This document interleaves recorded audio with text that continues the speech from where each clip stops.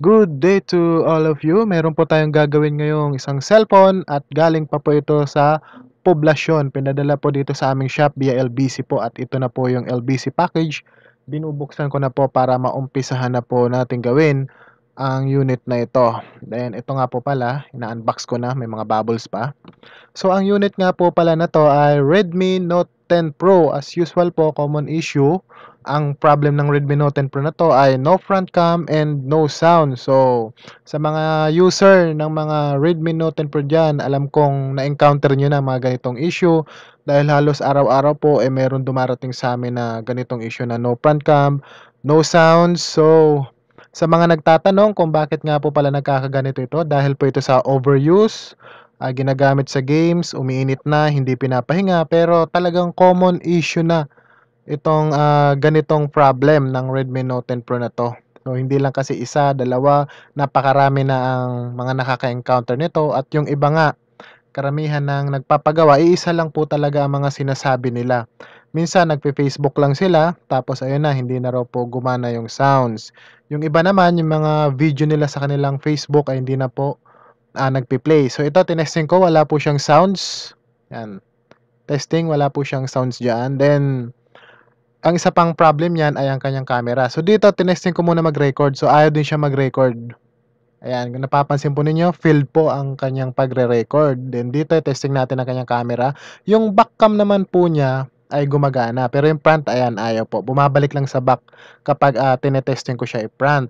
So ang ganitong issue ay hindi po ito magagawa sa pamamagitan ng program, reset, or update. So hindi po ito basta-basta magagawa sa ganyang procedure. Dahil ang problem po nito ay via hardware. Then ito, binubuksan ko na po siya dito para makita po ninyo kung ano yung parts na ating re-reparin. Pero sa mga nag-walk-in na sa aming shop, alam kong nakita nyo na po kung paano namin nire-repair ang ganitong issue dahil nagre-repair kami ng cellphone sa harapan mismo ng mga owner ng cellphone or sa harapan mismo ng mga customer. Kaya nakikita nila kung ano talaga yung procedure ng solution or paggawa sa ganitong issue ng Redmi Note 10 Pro na 'to dahil common issue talaga. Hindi lang dito sa Metro Manila may mga ganitong issue kundi pati sa mga provinces, halos Luzon, Visayas, Mindanao marami nagpapadala sa amin nito na iisa lang ang problem. Minsan pa deadboot na rin. Yung iba naman front back ayaw talaga gumana. At karamihan ng sinasabi, bigla na lang daw talaga ng gano'n. Minsan iniisip nila yung pag-update, pero hindi po yung pag-update dahil po yan sa init, sa overuse na paggamit, wala pong pahingahan. Then, o nga po pala, sa mga gusto magpa-repair ng inyong mga cellphone, PM nyo lang po kami sa aming FB page dahil doon lang po kami nagre-reply sa inyong mga katanungan. Then, follow nyo po kami sa aming YouTube channel, TikTok account, and FB page. Sa YouTube channel po, naka-upload ang ating mga tutorial sa pagre-repair ng mga sirang cellphone. Then, meron din po kami mga video sa TikTok. Sa mga magpi-PM nga po pala sa TikTok, pasensya na po kung hindi kayo nare-replyan dahil sobrang busy po talaga kami. Pero nagre-reply po talaga kami sa page. Then, direct message lang kayo doon. At pasensya na kung matagal ang aming reply lalo na kapag umaga hanggang hapon, hindi kami agad-agad po niya nakaka-reply kasi sobrang busy po namin sa pag-repair ng mga cellphone mula umaga hanggang hapon po. Madalas nagre-reply po kami ay gabi na. So kaya kung magme-message po kayo, PM lang po kayo diyan. And then hintayin niyo lang po ang aming message dahil pagdating po ng gabi, sa oras na mabasa namin ang inyong message, ay agad-agad po kami magre-reply po niyan. So mag-iwan lang po kayo ng inyong message. So watch the video kung paano po natin nire-repair ang ganitong problema ng Redmi Note 10 Pro.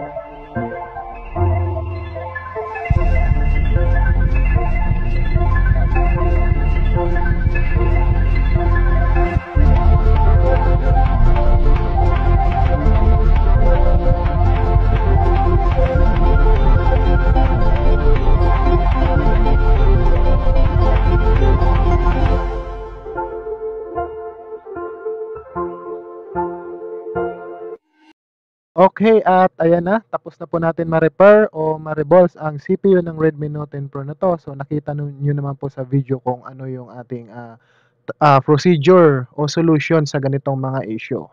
So, dito triny ko na nga po i-power on para ma-testing na po natin ang lahat ng function ng Redmi Note 10 Pro na 'to kung magawa po natin o hindi or kung mag-okey lahat. So, ayan nakarating na po sa kanyang normal screen mode at kung napapansin po ninyo, okey pa rin ang kanyang touch. So, nagta-touch pa rin po siya ng maayos. So, testing na po natin lahat ng function. Una dito sa kanyang sounds kung gagana na. Sounds mga guys.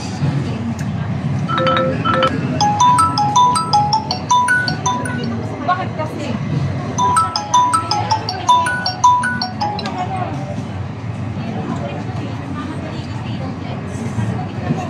Ano yun? Ito ba?